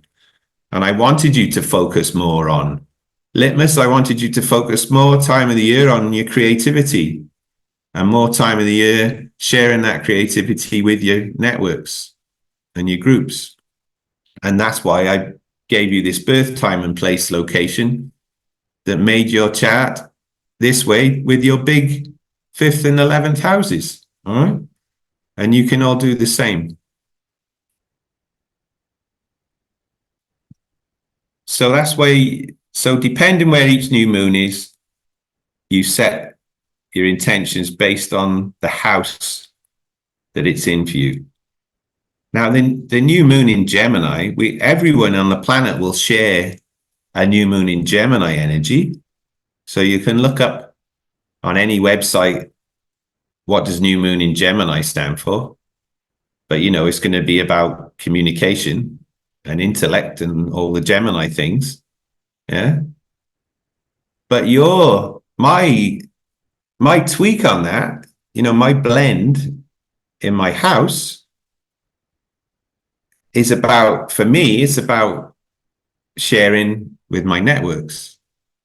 And if whatever house you've got on that degree of Gemini, it's going to be about that. As well as Gemini stuff, it's going to be about that for you, whatever that house is. All right. So does that make sense? Is that as clear as mud? Sounds But good this to is me. how we can really work with it. Yeah, sorry, go on. I just said it sounds good to me, and yeah, I'm sharing the Gemini moon with you in the 11th house as well.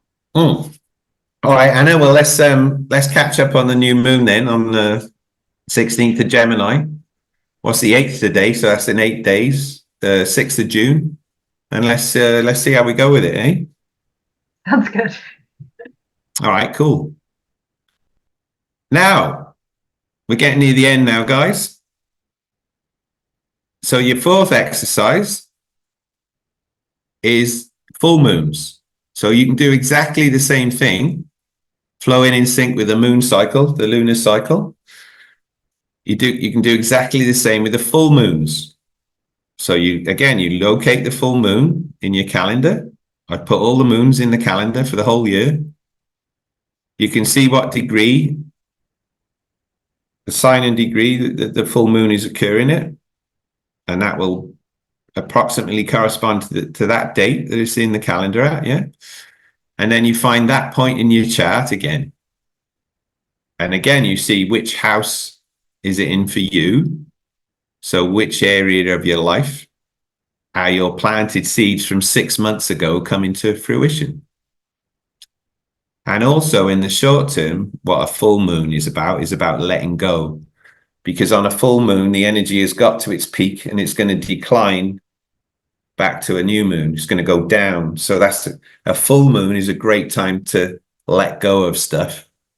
And then as the moon shrinks back to a new moon, it will help, that energy will help you let go of those things, whatever house you're in, all right? So this, for me, this is the whole point of doing astrology, is for these kind of things, you know, practical every day, every month, every year, really working with in sync with the energies, you know. For you as an individual, again, where things are in signs, this is shared by everyone, but where they are in houses is unique to you and your chart. All right. So let me give you an example again, using my chart. So let's look back at the full moon we just had recently. Here it is in Gemini.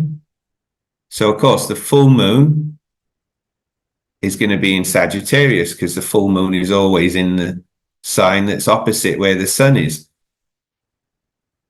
This month here, THREE-Gemini, that's where the sun is in the zodiac, yeah? So the full moon is going to be in the opposite side of the zodiac. So let's zoom in a bit. So here we go. There's the full, that's Sagittarius, look. So the full Sagittarius moon is opposite the sun in Gemini.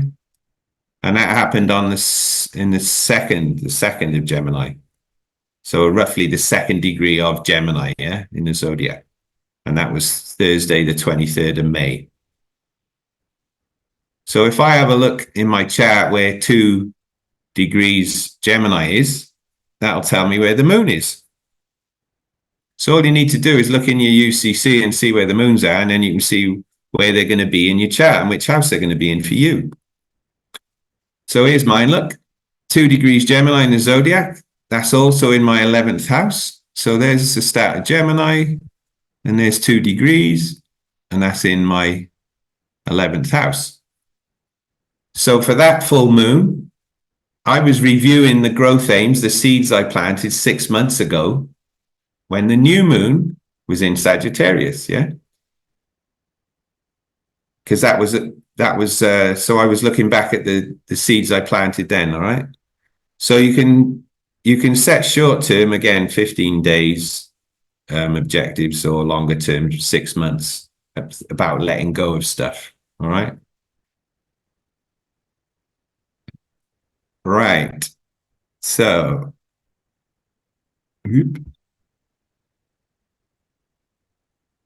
now I'm just going to leave that slide there for a minute. And I'm just going to ask, can anyone spot anything wrong on that slide? Just, if you can, it'll help me know whether you kind of getting it, or if we need to go over any of it. So it's about what I've put about the reviewing the growth aims of the seeds I planted 6 months ago, related to sharing my creativity with my networks, without being too obvious. Anyone? Okay, so this full moon, yeah, the full moon is in Sagittarius, all right, which is in my 5th house, yeah. So 6 months ago, I would have been setting intentions about my 5th house. All right. So just so you see how it works. Yeah. Right. Let's go. So I could just leave it there. The only thing I was going to mention, if we had time, was how you sync in with planetary cycles. For example, when planets transit signs. So when a planet changes a sign, that's another cycle that you can follow. I mean, basically, we live in cycles within cycles within cycles within cycles. And there's big cycles and short cycles, long cycles. And we can work with all of those cycles, you know. Let me just, it's not much on this, but let me just mention it. But really what I wanted to do today was show you how to work with the solar cycle and the lunar cycle. All right. I do have a question around that. Sorry, what? Sorry? I do have a question around that. Around what? Sorry? The lunar cycle. Oh, yeah, okay. Like, I thought when you were first talking about the moon, so you talked about the new moon with the Gemini moon, and then in 6 months' time, the full moon will be in Gemini. But then you started talking about Sagittarius and you kind of lost me. Okay, so let's go back to the new moon. Yeah, so the new moon. The new moon in Gemini. Yeah. And then so the new moon. And then you started talking about I'm talking about the full moon. Like the full moon we just had, you worked that out as 2 degrees Gemini, but wasn't it in Sagittarius? Yeah, no, the date on which it occurs is 2 of Gemini, yeah? Oh, okay. But because it's a full moon, yeah, it's in the opposite, because full moons are always opposite. Yeah. So this calendar is a solar calendar. It's telling you where the sun is, yeah? Yeah. So when the sun is at 2 degrees Gemini, the full moon will be at 2 degrees Sagittarius opposite, yeah? Okay. So... Okay. I think... Yeah? So, yeah. So there we go. Sagittarius is where it's located in the sky. But yeah. The Gemini is where it's located in the calendar. In the solar calendar, yeah. It's saying the sun, because don't forget the UCC is a solar calendar. It's following the journey through the year, which is what the zodiac is, yeah? Yeah. And it's saying that when the sun is in 2 degrees Gemini, yeah, there's a full moon in Sagittarius. So that full moon is going to be in 2 degrees of Sagittarius. Okay. But to work out the house that the moon is falling in, I look at 2 degrees Gemini. Sorry, what? Yeah, what I'm saying is on that day, on the 2nd of Gemini, yeah? Yeah. The sun is going to be in 2 degrees Gemini, and the moon is going to be in Sagittarius, yeah? Yeah. So to work out the influence of the house, yeah, I'm looking at 2 degrees Gemini. if it's a new moon, Yeah. you would look at 2 degrees Gemini. If it's a full moon, you look at Yeah. 2 degrees Sagittarius. Okay. All right. Yeah. That's where I was getting confused. Right, which is why I was checking. Did anyone spot the deliberate mistake? Okay, Because so that was what you were talking about. that's what I was trying to. I was hoping maybe it's a bit too much, you know, because it's all new. But it's Yeah. just to, because this is where we need the iPod, you know, because Yeah. with the iPod we always need to think, well, where am I looking from? Which direction am I moving in, and which way am I facing, and all of that. So it's really, it can get very confusing with the moons. But if you just remember that a new moon is always when the moon and the sun are conjunct, yeah? Yeah. Well, I understand that. I just like, but the confusion was to work out, okay, so I think the full moon was in 2 degrees Sagittarius, which then becomes my 4th house if I look at my birth chart. Right. Yeah, you got it, right? Yeah. So that your sun jumped around, and your then I was sun like, is what? in the sun is in Gemini and the moon is in Sagittarius, right? Yeah. So look, if we look at mine, yeah. So I wanted to work out the house, though. I had to go to that 2 degrees Sagittarius. yeah. So this is where I'm saying this is the error that I was talking about, right? Yeah. Yeah. Yeah, Because for the full moon, yeah, that would be where the new moon would be, right? Yeah. But we're talking about a full moon. Yeah. So that was the full moon. Maybe it was a bit too fucking smart ass, but I don't know. I was just hoping it would come across. Anyway, so there's Litmus, 2 degrees. My Mercury in Pisces freaks out when people put trick questions in the mix. Sorry. Like, oh my god, my fish goes swimming in a different direction. Just when I thought I was getting it, he goes and puts a bloody trick question in there. I mean, what the hell? It was, yeah. All right, so this is such too, and everyone's a little bit tired, so yeah. yeah. I mean, it's 11 o'clock here now, isn't it? So it's time to wrap up.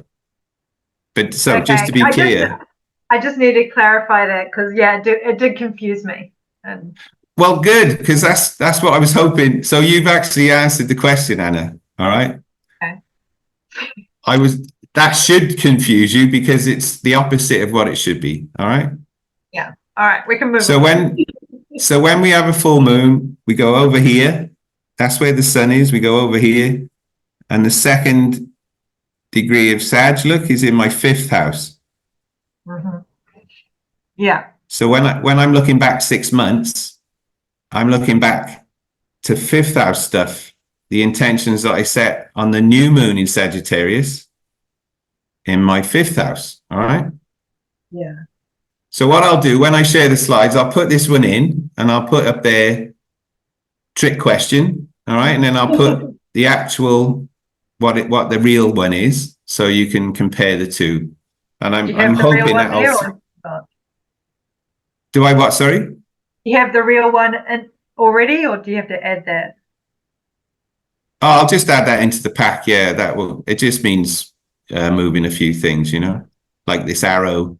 I'll put the arrow down there, and I'll change the word in here, okay. and then that'll be a good one to test your iPod on.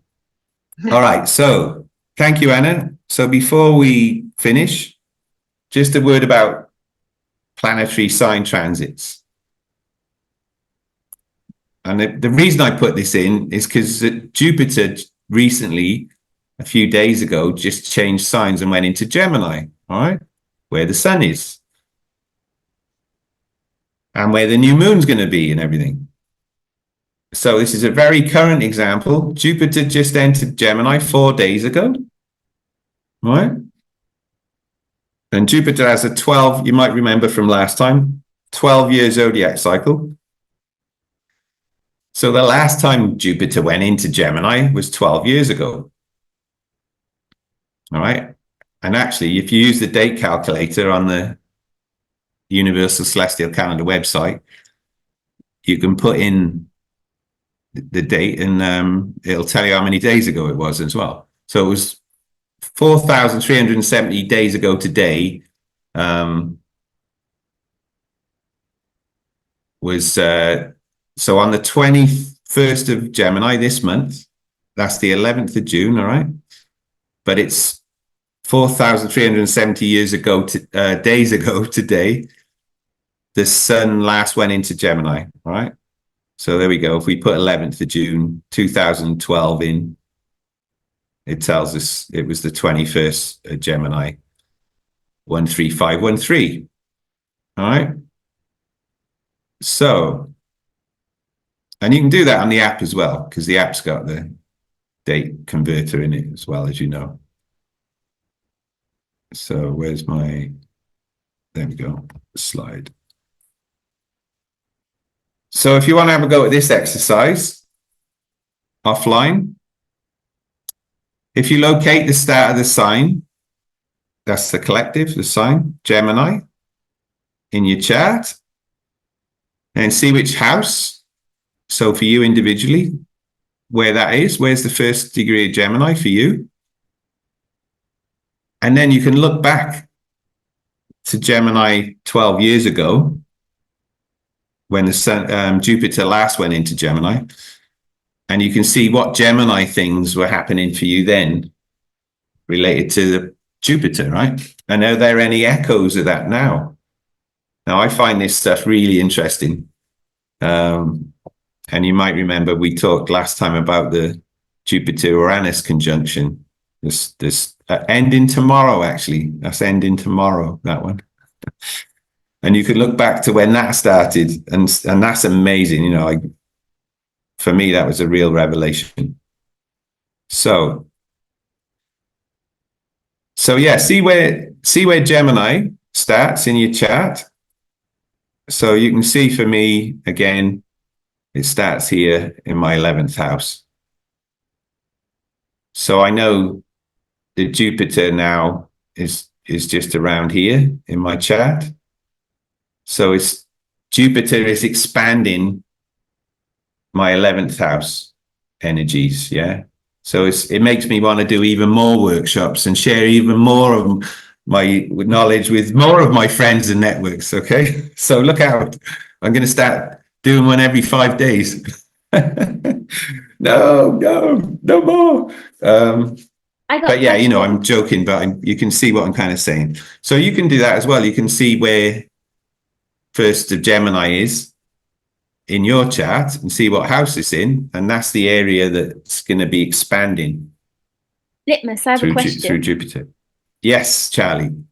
I've got 2 full houses in Gemini, and then so the 5th and 6th house, and then it goes into the 7th house as well. Then what do you do? Yeah, that's perfectly normal. So you would be looking at both of those houses. Well, what you're looking at is where the cusp is. So if which house did you say it is? The 4th? So in Gemini, for me, I've got my 5th house, the whole of my 5th house, the 6th house, and then the cusp of the 7th house as well. So it's like 2 degrees of the 7th house as well. Okay, so it sounds as if then Gemini starts in your 3rd house. Did you say your 4th house is the first one you got in Gemini? 5th. All right. So if your first cusp is your 5th house in Gemini, that means that Gemini starts in your 4th house. Yeah. So your 4th house cusp is going to be before Gemini in Taurus or something like that. Yeah. Yeah. Yeah. I think that's right. Yeah. Yeah. I mean, I've just got a lot of houses basically in Gemini. Yeah. I mean, that's normal. Like I've got I mean, you can see on my chart here, I've got my ascendant. I've got my first house ascendant there starts in Leo, but then my second one starts in Leo as well. So I've got my first and my second house cusps in Leo. So that gives a Leo shine to my personal, self-identity and my values and wealth issues. Yeah. Mhm. But then because of that, if we go over here, I've got no house cusps in Sagittarius or Gemini. Mm. They start before and after. So I go a whole month, I go more. You can see from this, I'm in my fifth house there's 30, 35, 40 days, 40 degrees in my fifth house, and the same in my 11th house, yeah? But I'm only in my first house for like 5, 10, 11, 12, 13, 14, 15, about 16 days, yeah? Because it's much smaller. Yeah. So that gives me less of a focus on my self-image. So I'm not, even though I have Leo there, I'm not really bothered about, I'm not bothered about fashion and keeping up with trends and all this bullshit. For me, bullshit, because it's not important to me. I've got a small first house. I'm more interested in my creativity and sharing it with the world, because my fifth and 11th house is my biggest houses. Yeah. So yeah, you can do that for all of your houses. And as I say, if you put that on your calendar, it'll show you how much time each year and each month you spend in each house. So yeah, for the purpose of this exercise, when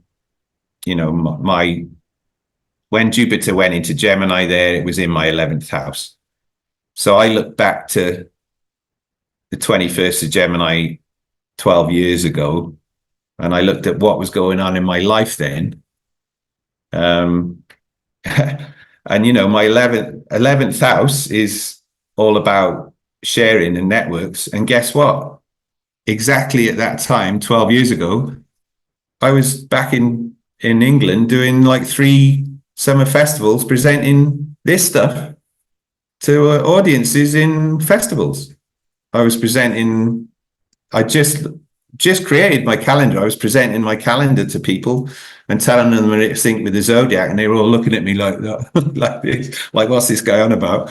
But that's what I was doing, and now I know. I didn't know then, but now I know. That's, for me, one of the reasons I was doing that is because Jupiter had just gone into Gemini and was expanding my 11th house energy, which is about sharing your creativity with your networks and groups, which is amazing, right? But I didn't know any of that then. So I love this stuff because it's like, it answers so many questions about why we do things when we do them and stuff. Mm-hmm. So yeah, I hope you get what I'm saying. But that's it really, guys. For tonight, I think that's more than enough. Again, if you want to actually get a personal, individualized reading from a professional astrologer, I can highly recommend Margarita, but I'm sure you also know people nearer where you are that you might want to. I mean, it is good to do it face to face if you can, and really get into it, or do it on a Zoom call or something, and then you can do it with anyone anywhere in the world. But she's who I use, and she's great. So we've looked at the solar cycle, syncing with that, with the calendar. We've looked at the moon cycle, and we had a quick look at an example of a planetary transit with Jupiter, which is happening right now. So very current. So see where that is for you. And that's it. Okay. Thank you very much. Thank you. Any questions? Yes, Anna. Go on, Anna. on. More questions, Anna. That's what I want. Come on, hit me with more questions. Doesn't stop. I just really want to clarify, I think, what you're saying with the planetary transit there. Like, so the energy of that, like, say, Jupiter going into Gemini is most influential on whatever cusp it's hitting of the house. Is that what you're saying? Whichever Like, house it's in, whatever the house cusp. it's in. I mean, yeah, the cusp of the sign is going to be in a house. Yeah. Yeah, so like I'm sort of similar to Charlie. Gemini goes through, like I've got a few houses in Gemini, but it's the particular house that it's hitting when it hits Gemini, that's the one that's getting most influenced by that transit. Is that right? Yes, that's exactly right. Yeah. Okay. So see where first of Gemini is. See where that cusp of Gemini is for you, which house it's in. And then have a look in the juicy bits and see what that house represents. And that's the energy that Jupiter is going to be expanding right now. Not like in the past, or you can look back 12 years and see what you were doing then, which is a really great thing to do. I highly recommend you do that, and see what revelations come with that. But yeah, right now, it's happening right now. So for me, yeah, expansion of 11th house. So could What you about you, Kath? Flavors will. Oh, I was just saying, but then the flavors will, as Jupiter goes around to the next house, then the flavors will change, won't they? Exactly, but that's going to take a year, right? Because Jupiter takes 12 years to go around the zodiac. Therefore, it's in one sign for a whole year.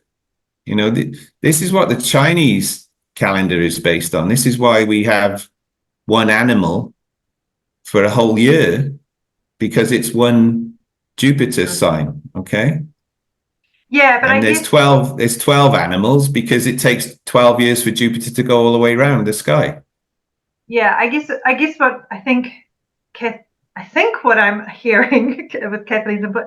So for like me and Charlie and whoever else, we've got, you know, 3 houses in Gemini. So over that year, we're going to have a little bit of a shift in the flavor through those houses. Whereas for you, that whole year's got that big Gemini focus. I mean, that big 11th house focus. But for us, we're kind of moving through a couple of different things over the Absolutely. year. Bang on, Anna, you got it. Yeah, absolutely. Thank you, Kath, for bringing that up as well. So there you go. That's how you can see we're all sharing an expansion of Gemini energy, because Jupiter's going through Gemini for everyone. Yeah. But for us individually, how it affects us personally, it's based on our houses, not the signs. Yeah. Houses. It's all about houses. So yeah, for you guys over the next year, you know, you're going to go through 2 or 3 different houses. So as Kath was saying, the flavors, the areas of your life that are going to be expanded by Jupiter are going to change as Jupiter goes across those house cusps. And they're dates in your calendar, so you can write those in your UCC calendar and you'll know exactly what day that's going to happen, when Jupiter's going to change a house for you. Yeah.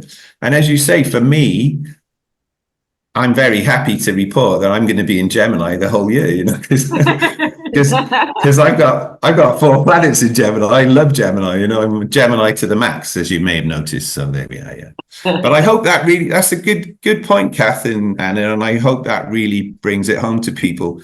This is how one of the main reasons why we're all different energetically, and how we have different energies throughout the year and the month and all of these different cycles, because of our difference in our birth charts.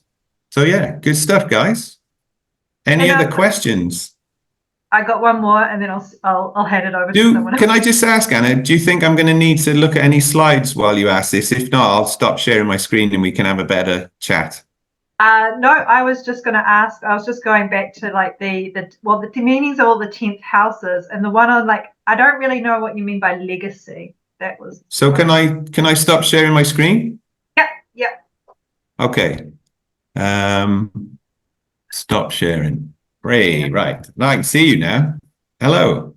Hi. Nice to see you. Yeah. Yes. As well. What's that? Sorry. I was just saying thanks to Kath for that little bit of like help with understanding the flavor. Yeah. That was really useful. But yeah, the 10th house, the legacy, I'm not totally sure what you mean by that. Okay, so in the last workshop, all I did was give you like one word for each house and one word for each planet and one word. Well, I gave you more for the signs, but in terms of the planets and the houses, we looked at one word.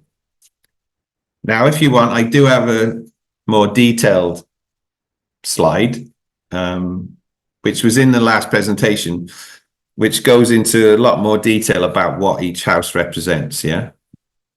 But your 10th house, if you remember that MC, the arrow pointing up, that's the top of your chart. And that represents your public image, your public identity, all right? And it's always between your 9th house and your 10th house, all right? So the 10th house is all about your public image, and your public image is based on the work you do in the public, right? Your career or your mission, whatever your life's work. I call it life's work and legacy. If I had to just sum it up, I'd say life's work and legacy, because your legacy is what you leave behind when you're gone from your life's work. Okay. And the reason the 10th house represents that is because it's the top of your chart. It's like the midday point of the day. Yeah. In your chart, it's like where the sun is at its strongest. It's like where you're most illuminated, where the light is shining on you, and where the public can see you and they can see your work that you publish and you share, and they can share that with other people, and they can share your legacy. If you publish things, you know, I got a song called The Waking Hours I played on a Nolia podcast recently. And that's all about, you know, making the most of the waking hours so that you leave. I think there's a line in it says, leave a part of your soul behind in your name, right? So what I'm talking about there is leave a part of your soul behind in your name, you know, like when you're dead, leave some stuff on the internet and maybe leave some books. You know, I'd love to publish a book about all this stuff, because that's out there then, and it's in the public domain, and it's there for however long books and ebooks and things that are around, you know. So that's what your 10th house is all about. So if you've got Jupiter going in to Gemini and that's in your 10th house, that's just going to expand everything to do with your life's work and your legacy and your public image. All right. Well, that makes a lot of sense with what's going on right now, because it's like the Great. transition stage. So that's interesting. Excellent. Okay. That's great. Well, I make it coming up to 11:30 here, so I know we got going a bit late, but that's got to be a good 2 hours. So that's probably enough for today, yeah? So I just want to say thank you. Thank you, Litmus, as our CPN mentor, and for another phenomenal class. We truly, truly appreciate it. Always learning so much from you. And thanks again. And I'm going to stop. Very welcome. Thank you. Peace, love, and freedom, everyone.